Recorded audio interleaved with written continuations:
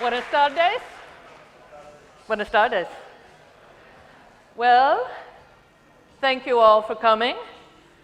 I like stories. I like Zen stories in particular. One of my very favorite Zen stories is about a farmer. I grew up in Iowa, which is in the center of America, so I know about farmers. And this was an old man in China. And one day, his horse ran away. And all the villagers came to tell him, wow, what bad luck. What bad luck that your horse ran away. And I will tell you, living in a small town, growing up in a small town, that's what they do. People in your town want to tell you about your bad luck. Well, the next day, the horse comes back, and it brings 2 more wild horses with it. And all the villagers rush over, and they say, oh, you're so lucky, you've got 2 more horses. And the farmer says, maybe. The next day, his son thinks, I'm going to tame one of these horses, okay? So the son goes and tries to break the horse, and the horse throws him down, and he breaks his hip, and he breaks his ribs, and he breaks his shoulder. And the villagers all come and they say, bad luck, what bad luck? And the old farmer says, maybe.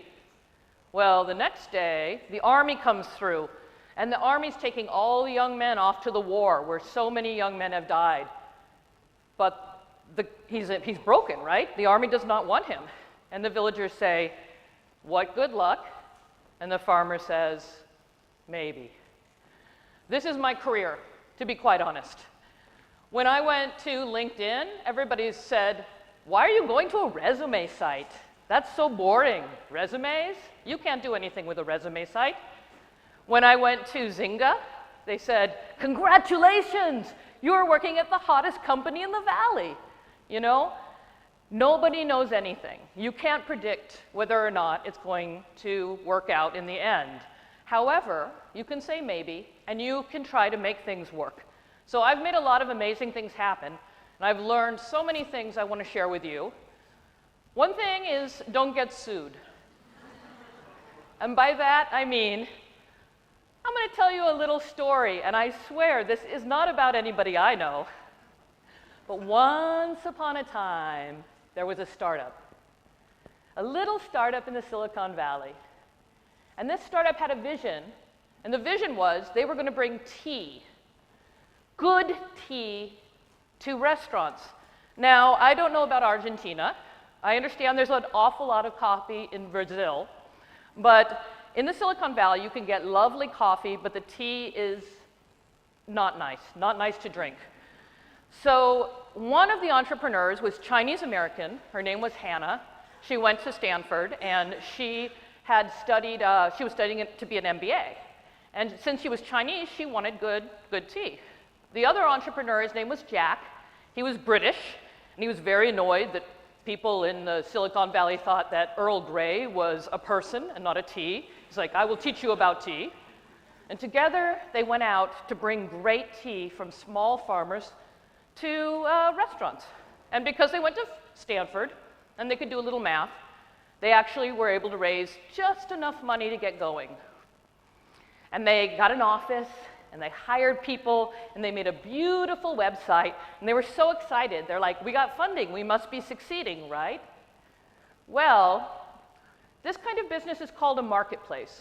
And for a marketplace to work, you need people selling tea and people buying the tea. There were lots of tea growers who wanted to sell their delicious tea, but they weren't finding very many restaurants who were willing to order the tea. And this was an uneven market, and it was dangerous. So Hannah had an idea. I wonder if instead of selling to restaurants, I can sell to restaurant suppliers. And restaurant suppliers are these guys with these, sorry, I'm missing a slide. The restaurant suppliers are the guys with the big trucks, and they bring big cans of tomato sauce and 20,000 pounds of flour and half a cow to the restaurants. They bring vast quantities of stuff to the restaurants. And she thought, I can sell to these guys. And it worked. She was able to start selling to the restaurant suppliers. She suggested it to Jack, and Jack said, no, these guys are the guys who are the reason tea is bad in the first place. We don't want to sell to restaurant suppliers. They're horrible people. They sell things in bulk. They don't care about art. They don't care about design. They don't care about quality. And they fought for a while, and then they decided they would talk to Jim. Now, Jim was their angel, and an angel is the first person to give you money. And he was wise, and he'd invested in Google and LinkedIn and all those successful companies, and they trusted him. And they went to Jim and they said, what do you think we should do? And Jim said, I'm going to tell you a story. I used to work at Intel. Now, Intel, you may think of as a chip manufacturer, but they used to be in memories. In fact, Gordon Moore, one of the founders, is the reason we have Moore's Law, that we have twice as much memory every year. So they made lots of money on memories. But then something happened. The Japanese started making memories, and they were just as good, and they were much cheaper. And basically, the Japanese were eating their lunch. They were taking all their business away. So Andy said, I looked out the window at the amusement park, and I thought, if we got kicked off right now, you and me, Gordon, and the board brought in a new CEO, what would we do? What would that new CEO do? And Gordon Moore said, oh, that's easy. He'd get us out of memories. He would get rid of the thing that made us who we are. And Andy said, let's pretend that we're that new CEO, and let's pretend we don't care about our history. Let's pretend that we can take this opportunity bravely. And you know, these are some happy old white guys. It worked out for them pretty well. So this is the story of Intel. Intel is very successful now. So Jim told our little guys, let's pretend we've already decided. What would that look like? And Hannah and Jack said, well, maybe we'd hire a sales guy, and we could change the website, we could hire a sales team. And they realized it wasn't that much work, you know. They had to make some changes, but they could live with it. And the important thing is their vision, their mission of getting tea to the restaurants would still happen. So they said, yay, restaurant suppliers, now we're going to be rich. But wait, there's more. Jim pointed out that they were about to change the vision of the company. And some people were going to be uncomfortable with this change. And he said, in order to make sure that everybody focuses on the same thing, I'm going to suggest you try something. I want you to try OKRs, objectives and key results. And you're thinking probably what Hannah and Jack thought, which is, what? Yet another Silicon Valley jargony acronym? But this one's pretty good. It started in Intel also. And it started as management by objective. And all that means is, instead of telling people what to do, instead of saying, you build this, and I'm going to come by every 5 minutes to make sure you're actually doing it, what if instead we just told people what we wanted the end result to be, and trust that they were smart? Trust that they were smart enough to figure this out. So the objective is the dream, the thing you want to see happen. The KR is the success criteria. How do we know we've arrived at our dream? How could we measure that? And you know, John Doerr from Intel, who brought it to Google, brought the OKRs to Google. Google didn't just adopt it. They embraced it. Google, everybody at Google has an OKR to this day. They started using it when there were 20 people, and they're still using it despite the fact that they're a small city right now. OKRs are part of their culture because they hire really smart people, say, go over there, self-driving cars, social networks, and they just trust people to make it happen. So the objective is qualitative. It's a shoot for the moon dream. It should be inspirational. A good objective makes you leap out of bed in the morning and go, I'm going to go change the world today. So Hannah thinks, establish epic value to restaurant suppliers to be the best tea provider. The KR is quantitative. How do we know we met the objective? Jack thinks, hire a sales guy, redo the website, place ads in the... No. Those are tasks. We can't help it. As soon as we start thinking about our dream, we start making a checklist. But that's not a result. That's just something to do. So he thinks, how would I know we were providing epic value? What would that look like? Reorders at 85%. 20% of the reorders are self-serve. It means people are using a website. Maybe a revenue of $250K. Now, I know some of you designers are probably going, my God, These numbers are really boring. And some of you, if there's some product managers out there who are metrically oriented, are thinking, this objective is too squishy, silly, epic value, really? But that's the magic of OKRs, is they take the dream, and they take the metrics, and they take the entire company and hook them together and point them in the same direction. So Jim says, you want flexibility in the how, not the what. All that means is you want to tell people, go here. We don't want to tell them how to do it. We don't want to say, do this, do this, do this. That's just not scalable. So objective, build an effective sales team and build a responsive customer service approach. They get excited. They just keep adding objective after objective. They're like, okay, we're going to do all this awesome stuff this quarter, and we're going to become wealthy. Now I'm going to take a pause for a second, and I'm going to do an exercise as well. My Spanish isn't good enough to have any idea what exercise you all did earlier, but I'm going to guess you were talking to each other, so you may have made friends. But please take a second, get out your notebook, and think of an objective either for your work or for your life. What's something amazing that you would love to see happen in this quarter? And then ask yourself the question, how would I know it happened? What are the signs the universe would give me? If I said I wanted to be healthy, you could say jog 3 times a week, but that's a task. Or you could say lose 20 pounds. That's a result. If you jog, you lose weight, or so I've been told.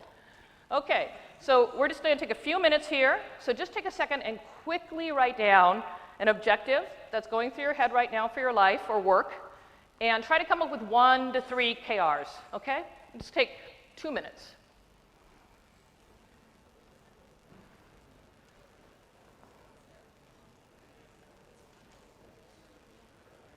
Remember, it should be something that gets you up in the morning. So exciting, so amazing if it happened. Something that will take you about 3 months to accomplish, about 1 quarter to accomplish.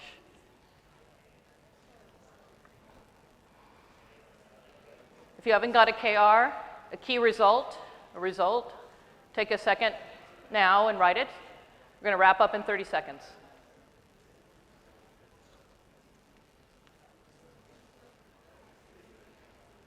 Okay, the second part is now you are going to turn to that neighbor, and hopefully your objective wasn't too personal, and share it. And I'd like you to critique each other's objectives. So, partner, look at that objective and say, is it aspirational or quantitative? So a bad objective that I got recently from a CEO I was working with was, he said, we want to raise sales 30%. That wasn't qualitative. That wasn't aspirational. So make sure that your objective is a dream. And then the KR, make sure it's a result, not a task. So we're going to take 2 minutes, just share them and look at them. And if they're private, you can say, I don't feel like sharing right now. But please try out sharing with somebody sitting next to you.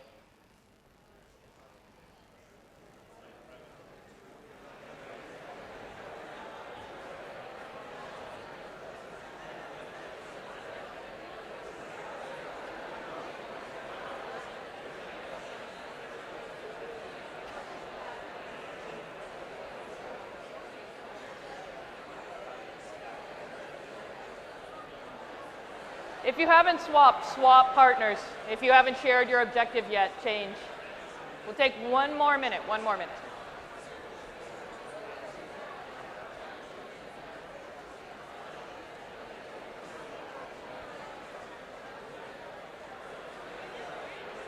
Okay, wrap up. Last words. Let's come back. You know, hopefully this is a chance to make a new best friend. Nothing like sharing your dreams with a complete stranger to kick off a conversation. I think it's really important to share them with somebody who can keep you honest. It's actually very tricky to form your first OKRs. So, you know, Hannah and Jack, to go back to our story, they bring their OKRs back to the team. They're super excited. They're like, we're going to do this. It's going to be great. The team's like, okay, well, yeah, I see we got about 14 of these things to try to do this quarter, whatever. And 3 months goes by, and Hannah and Jack are so excited, like, we're going to have some great numbers, right? We set some amazing goals. Guess what? Let me introduce you to another new word from America. It's called whiffed, and it's when you swing the bat and it goes right by the ball. Or I guess in your case, you kick and you don't hit the ball. The team did not hit a single goal, not one goal. They whiffed them all. And you know, Hannah and Jack are like, I knew this was a fad. I knew this was a stupid idea. Let's call shenanigans on Jim. That's a way of saying this is nonsense. And they get a call. It's Jim. Jim says, hey, I know you've been looking for a new CTO. I want you to meet this guy. I think he's going to be really great for you. Meet Raphael. And they're like, oh, he's like a little too cool for us, this hipster CTO. But they see his t-shirt, and they're relieved. Okay, he's one of us. He's of the nerd people. And Raphael looks at what they're doing. He hears their story about OKRs, and he says, you're doing it wrong. What do you mean you were doing it wrong? Well, I used to work for a big gaming company that used OKRs. And let me explain to you how you can make these OKRs actually work. You need focus. Focus is the answer. You need one objective, not 5 objectives. One dream that you're going to focus on for an entire quarter to get it done. It unites all the efforts throughout the company. You only want 3 key results. You don't want 16 key results. You have to be able to remember these. You have to wake up every day and go, this is the thing we're doing. It'll define your success. OKRs are not everything you're doing. It's not a laundry list of everything you're going to do over the quarter. It's the one thing that you have to do if you do not wish to die. It's the one thing you have to do if you want to be awesome and successful. You've got to focus. And I will tell you, this is the hardest thing for every company to do. I've talked to so many CEOs over the last 2 years, and they're like, can we just have 2, 3, 5? No. If you have 1, you will get it done. You also need a cadence. A cadence is a rhythm. I went to a tango show last night, so I know you guys all got rhythm in your blood. But it's just a rhythm of getting things done, steps you take over and over again. And that rhythm is Monday are for promises, Fridays are for winners. So this is a board I like to use to do the Monday check-in. And by the way, I see a lot of pictures. I put all my stuff on SlideShare, so you can download this. It's available as a PDF. There's even a blank template if you want it. So that is your commitment. Those are 3 absolutely vital things that you promise to your team you'll get done. Sounds a little like Agile, right? You're swearing to your team, these things I will do to make my OKRs. And why are there 3? Once again, focus. Also, I don't want to be in a meeting with you telling me the 50 things you're going to do this week. That is a very boring meeting. So I just want to know the big ones, the ones that matter. The next 4 weeks are your heads up. Often in companies, product's about to launch something, and marketing hears 2 days before, and they're angry. They're like, wait, I need to, you can't launch right now. I have to make brochures. Why anybody makes brochures is beyond me. But they get very upset when they're surprised. So you have an area that's about a heads up. Up here is the OKR confidence. We're going to talk about it. You thought you were going to make this key result, and all of a sudden you're doubting it. You're not sure. So let's talk about why that's happening. Let's see if we can come up with a solution to work as a team to make our goals. And the last one is organizational health. Now, when you're pushing really hard to do impossible things using OKRs, you can kind of mess up your other stuff. If you're trying hard to get new customers, are you remembering to take care of the old customers? When you're trying to get the new product out, are you burning your team out? Are you making them work weekends? Are you writing bad code? So the organizational health is to make sure that while you're pushing on the OKRs, you're protecting on the organizational health. You pick a couple things that you just can't afford to get wrong. It's not that complicated. Protect what matters. You dedicate every week to your team and to your goals. Fridays are for wine and wins, or beer if you prefer, or cake or whatever. I know a teetotaler company that likes to have soda pop and cake. I'm sure After these Fridays, they'll be 300 pounds each, but you know. On Friday, you get the entire company together around 4 o'clock. Please don't make them stay till 10 p.m. And you do an engineering demo. Everybody shows whatever code they've written. This sounds familiar. Most agile teams, I believe, do demos. But wait, why doesn't design demo? You know, we're making beautiful, usable, terrific things. Let's show whatever design did. Hey, what if sales and Bizdev shares their wins as well? And you know, let's drink some beer together. Very often in a company, maybe in your company, we're sitting there going, there's that guy. He wears suits. I don't know what he does. You know, if you all get together on Friday and talk about your wins, you get really inspired and you get to know each other and you get to figure out what everybody in the company is doing for the company. And if somebody's never doing anything for the company, that comes up too.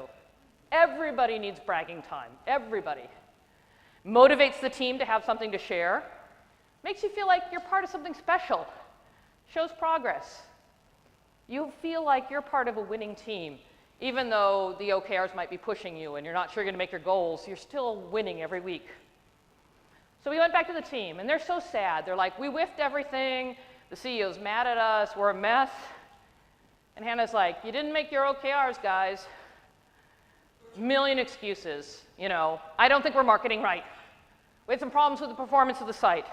We had to deal with late orders. Blah, blah, blah, blah. It's like, no. The thing is, when you're trying to do something really hard, if you're really sending an OKR that's a huge stretch goal, it's okay if you don't make it. The important thing is to focus hard. So these guys, Jack says, we're going to only have one OKR this quarter. That's it. We're going to do our weekly check-ins, and we're going to have our Friday celebrations. 3 months go by, and because this is a fairy tale, they made 2 of the 3 KRs. Now, that may not sound like a total win, but if these are genuinely hard, shoot-for-the-moon goals, 2 out of 3 is good. It's pretty sweet. And you know what? Their metrics are growing. The numbers are going up. Mysterious numbers going somewhere. They get their Series A. Woo! We have enough money. We don't have to fire everybody and move out of our cute office. Yay. Do they live happily ever after? Maybe. But you know what's important about this is they will not fail because they got in their own way. Nothing is sadder than failing because you couldn't get out of your own damn way, because every shiny object came by that you couldn't say no to. OKRs create the kind of focus that lets you have a chance. But wait, there's more, to take a line from Jim.